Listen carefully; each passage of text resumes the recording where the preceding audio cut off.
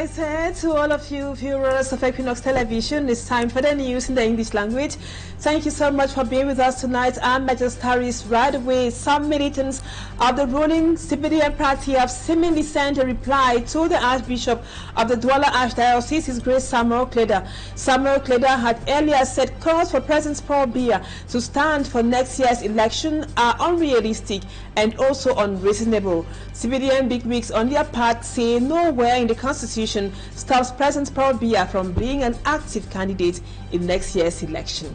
We will bring to you details of their response to Samuel Kleda in this news edition. Plus, plastic bags worth some 25 million francs CFA have been seized by the Navy here in the economic capital Douala and over to the Nguti subdivision in the southwest region, where it was almost a free-for-all fight following protests over the designation of a new chief for Miami by the divisional officer for Nguti. Viewers, those are our major stories. Details when we come back.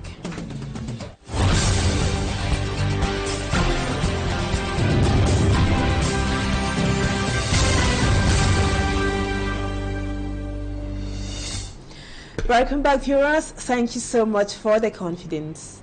The fight over the Miami village chieftaincy tour has taken a more tense and intensified direction. In the refreshed consultative talks in Miami over the weekend, the divisional officer and the people failed to agree on who to preside out the destiny of that village. The deadlock pushed the DO to postpone the talks to Friday, January 3rd, 2025. For me, Armstrong Sander now takes us to Miami. The Miami chieftaincy dispute, now turning violent, began with the designation of Mr. Williams Mbwe as the third-class traditional ruler of Miami by the senior divisional officer for the Kupe Maninguba division in 2023.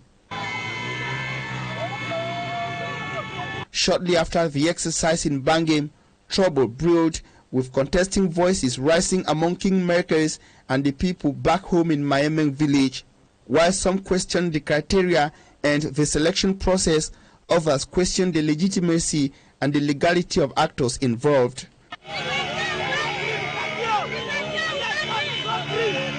Amid accusations and counter-accusations, Miami village became more divided over who, among designated Mbwe William Bisong, Hope Sone Ebai, and Prince Eben Smith, should succeed late Chief Eben as chief of Miami. The unending fight resulted to the cancellation of the 2023 prefectorial decision on December 12, 2024, ordering the divisional officer for Nguti to engage fresh consultative talks. In a highly tense and militarized atmosphere, the divisional officer for Nguti engaged the Miami people on fresh consultative talks that ended in a deadlock at the Miami Recreation Hall on Friday, December the 27th, 2024. Among other things, the people and representatives of the indigents of Miami failed to agree on the eligibility of kingmakers and families to participate in the chieftaincy process. While some families were controversially excluded from the process, others simply disagreed on who to represent them in the process. The DO want to impose to us a family head, and it has been in our village all along that the family head is the eldest person living in the village, not somebody outside. The attempts from the divisional officer for Nguti to use the 1989 to 1992 composition of kingmakers that resulted in the enthronement of Chief Ebai met with a stiff resistance. Caught in a deadlock, the divisional officer from Nguti subdivision postponed the talks to next Friday, January the 3rd, 2025. Return back to Douala, biodegradable plastics worth some 25 million francs CFA have been seized by the Navy. The operation that was led by Navy Captain Jean-Michel Nfegu also saw the seizure of 13 cartons of cigarettes. Agents from the Ministry of Trade and those from the Environment and Natural Protection say they promise tough days ahead for those who do business illegally on Cameroonian waters. Smaljikan Gabriel with details. 13 cartons of cigarettes and bags of non-biodegradable plastics have been seized by the Navy of Cameroon. They actually seized 12 big bags of these plastics, Each big bag is about 80 kilogram thereabout. And in terms of the number of plastics within, they are quite a lot. Amongst them, 372,000 small white plastics and 24,000 bigger plastics. When a product cannot be traced, it is difficult for us to detect whether it is good or bad quality because it has escaped all the quality control procedures. For now, we can't say it's a good or bad product because we've not yet tasted it in the lab. It is only when it will be tasted that we shall have a conclusion. The cigarettes and the non-biodegradable plastics were seized during an operation that was led by Navy Captain Jean-Michel Mfege on Cameroonian water. What does the Ministry of Environment and Nature Protection do with seized non-biodegradable plastics? Once they are seized, the Ministry of Environment has taken, and the plastics will be destroyed first. And when they are destroyed, they will be handed to a local company that is authorized for recycling. They will recycle these plastics to produce plastics that are authorized, that respect the norm, that is plastics that have a thickness of above 61 microns. The non-biodegradable plastics which were seized by the Navy has an adverse effect on our environment, no matter where it is dumped. The seizure made by the Cameroon Navy comes at a time that the government is still fighting against the use of these plastics in the country, though an alternative haven't been made available for use till date. Now let's talk politics. The final electoral lists have effectively been published at the different council branch offices of Elections Cameroon for consultation by electorates as was announced by the Director of Elections Cameroon, Electoral, in a press release. In the Farid division of the Littoral region, doors of the various branch offices are opened, but with a timid turnout of electorates to check possible errors for rectification. Innocent Azza visited some branch offices of Elections Cameroon, Electoral, here in Douala, and fastened this report for the news. Indeed, the final electoral list have been made available at different council branches of Elections Cameroon. The doors are wide open for registered electorates to verify and confirm their registration informations. Oui, je puis vous assurer que les listes électorales. Serge Boudon Otia, Littoral Regional Delegates of Elections Cameroon, assures the electoral lists are available in all council branches in the Littoral region for consultation by all those who registered in the electoral register for verification in order to be sure these informations are void of errors. Toute autre information qui doit être affichée. Where errors have been detected, electorates have the chance to immediately get to the Mixed Revision Committee for rectification. Donc, lorsqu'il y a un problème sur la liste, Serge Boudon Otia says it comes at the right moment, since from January 1, the revision of the electoral list will commence. Even those whose polling stations have changed can still solicit for modification. Though doors of the various council branches of Elections Cameroon are opened, the turnout of electorates for consultation of the electoral list is still timid.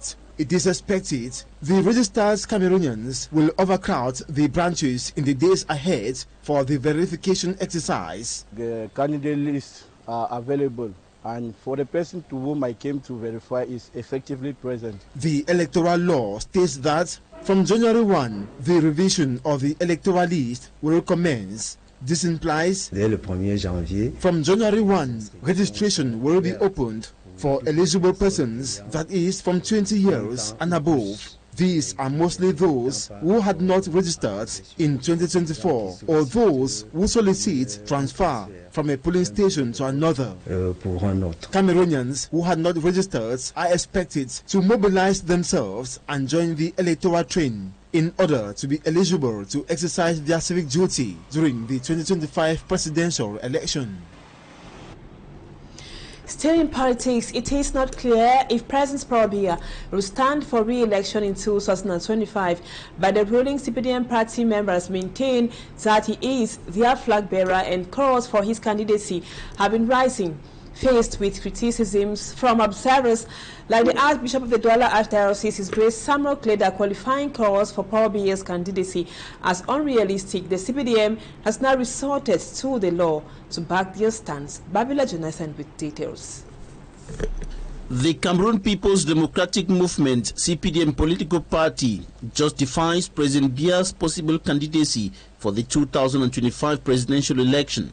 The party's communication secretary and member of the political bureau, Professor Jacques Famendongo, cites Article 6 Sub 2 of the Constitution of the Republic to back the legality of his candidacy should he decide to stand for re-election. He further highlights Article 27 Sub 3 of the Internal Rules and Regulations of the CPDM, which authorizes the party's national president, who is, for now, President Paul Biya, the right to be its flag bearer. Professor Famendongo says Paul Biya has the support of militants and sympathizers of the CPDM, as expressed during the celebration of his accession to power on 6th November 2024, accompanied by calls for his candidacy. Responding to Archbishop Samuel Kleda, who said calls for President Biya's candidacy are unrealistic, Professor Famendongo decries what he qualifies as an attempt to violate his constitutional right. Now let's take you to the northern regions of the country to revitalize local activities in communities in the far north region facing difficulties. A budget of 10,052 million francs CFA has been voted and adopted. This was during the regional council session which took place on December 26, that was in Marwa, in the presence of the governor of the far north region. Lucy Liengu is here. Tells us more. Heightened insecurity, flooding, poor road networks, and economic hardship are the difficulties faced by the people of the far north region. These problems have severely impacted local initiatives, particularly those of young people in agriculture and the economic sector. In response to these pressing issues, the Far North Regional Council has adopted a record budget for the 2025 financial year amounting to 10,052,776,000 francs CFA. This budget is the highest since the Council's establishment in 2021. The budget is divided into two main parts. The first, funding for new projects, 6,028,358,000 francs CFA is allocated to finance new projects planned for 2025. The second, credits from previous years, 4,024,418,000 francs CFA is designated for unfinished projects from previous years. The budget adoption session was attended by the governor of the Far North region, Midiyawa Bakari, who serves as the personal representative of the state. During the session, he urged the regional council to intensify its efforts to meet the expectations of the local population. The council plans to prioritize key sectors such as specifically in the domain of secondary school, road, agriculture, and health. These initiatives aim to revitalize local activities and enhance the resilience of communities facing ongoing difficulties. Now in foreign news, Chadians voted that was on Sunday in a parliamentary and regional election that will end a 3-year transitional period from military rule, but which the main opposition party is boycotting after accusing authorities of not overseeing a credible electoral process. Meanwhile, the world is mourning the passing away of an icon, the former U.S. President Jimmy Carter. He died at the age of 100. Our foreign page roundup with Mala Glory. A Jeju airplane crash at Muan International Airport early on Sunday killed at least 179 people. A video footage of the crash on Sunday showed the twin-engine Boeing 787 800 making a belly flop, landing on the runway without its landing gear deployed. The aircraft then skidded across the tarmac before hitting a concrete wall and exploding into flames, killing 179 out of 181 people on board. Due to the plane crash, Jeju Air has revealed that 68,000 flight reservations have been cancelled. And elsewhere in the United States of America, Jimmy Carter, the 39th U.S. president, has died at 100. The longest-lived American president died on Sunday, roughly 22 months after entering hospice care at his home in the small town of Plains, Georgia, where he and his wife, Rosalynn, who died at 96 in November 2023, spent most of their lives. As reactions poured in from around the world mourning Carter's death, President Joe Biden said the world has lost an extraordinary leader. Today, America and the world, in my view, lost a remarkable leader. He was a statesman and humanitarian. And Jill and I lost a dear friend. I've been hanging out with Jimmy Carter for over 50 years, it dawned on me. There's millions of people all around the world, all over the world, feel they lost a friend as well, even though they never met him. And that's because Jimmy Carter lived a life measured not by words, but by his deeds. And over to Chad, where the estimate from the National Election Management Agency has declared that the legislative, provincial and local elections saw a low turnout, a 52.37% at the closed polling stations, and suspicions of fraud by the opposition, which had called for a boycott of the vote. Only about 8 million voters turned out on Sunday, December 29 for the general elections. Thanks, Glory, for that report, which brings us to the end of the first part. Let's now move on to talking points. Stay with us.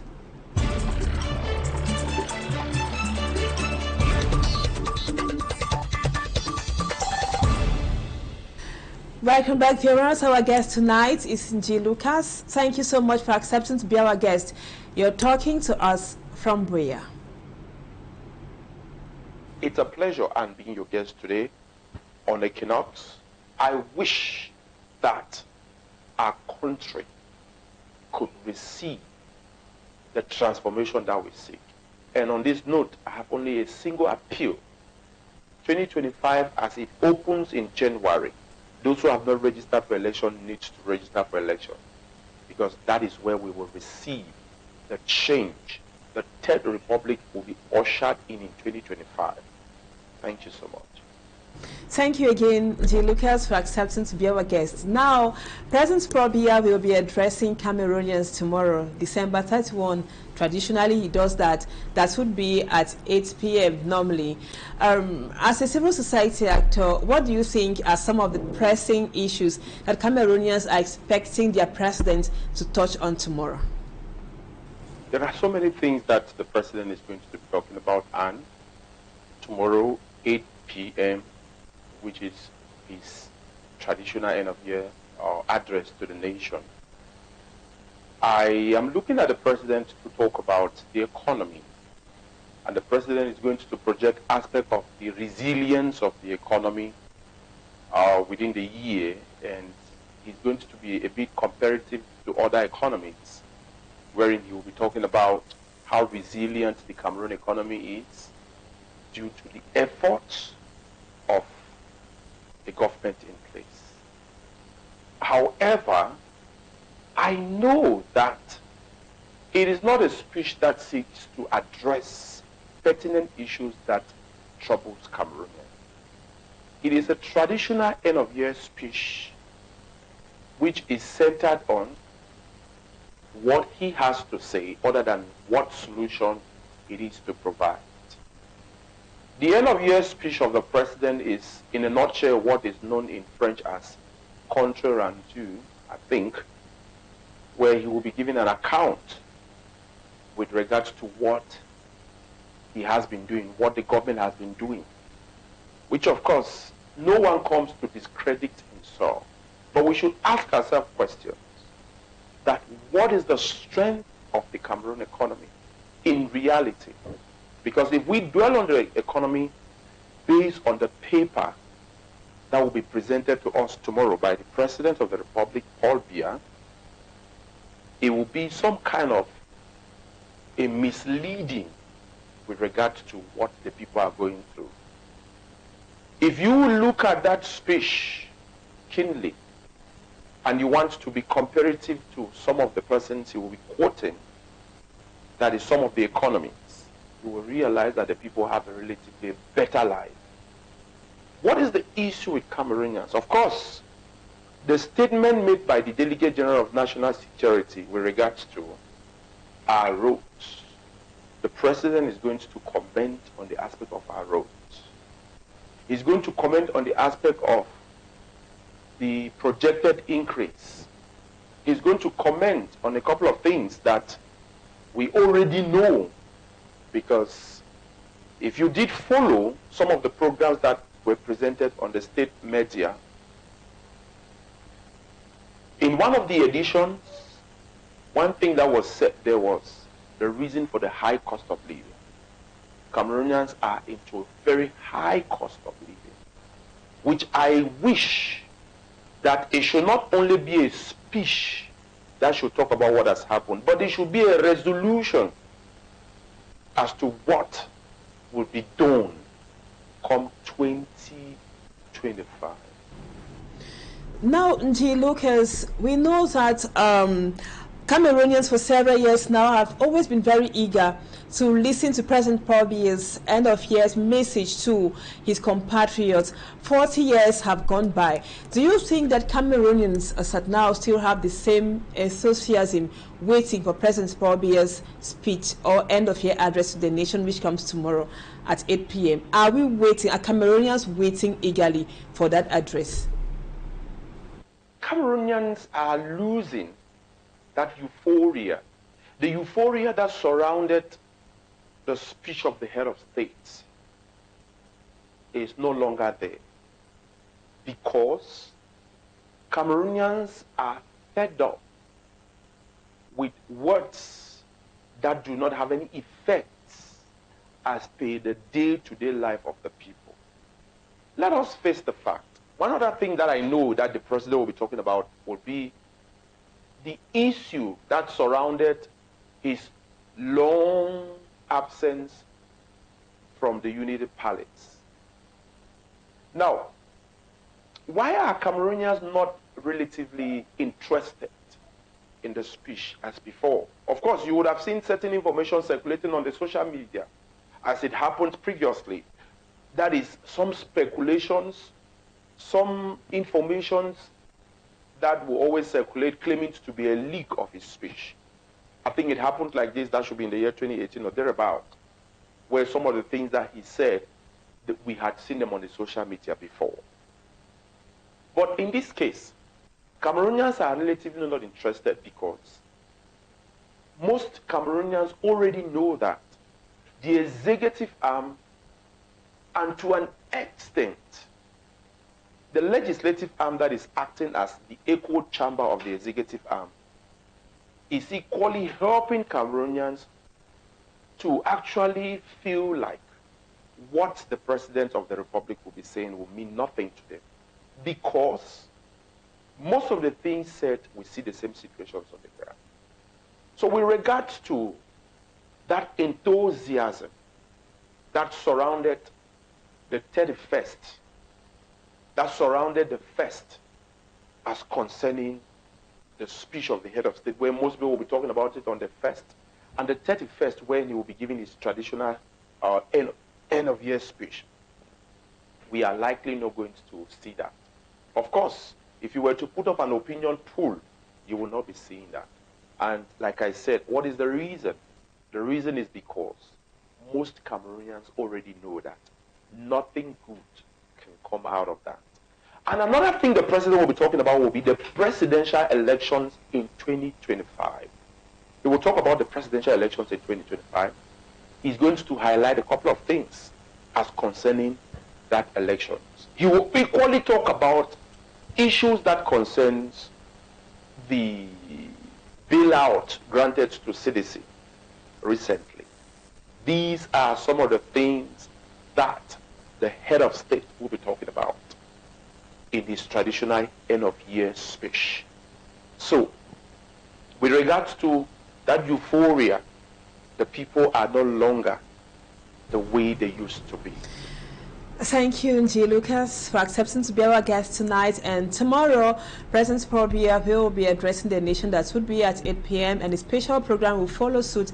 That would be on Equinoxe television. Viewers, thank you so much for always being with us. That was what we put together for you this evening. On the news in the English language, stay with us. Our programs continue. Equinoxe Tour comes up right ahead. That would be in about 30 minutes with Serge Lengutu. And the news in the French language comes up at 8 p.m. with Julien Betbisai.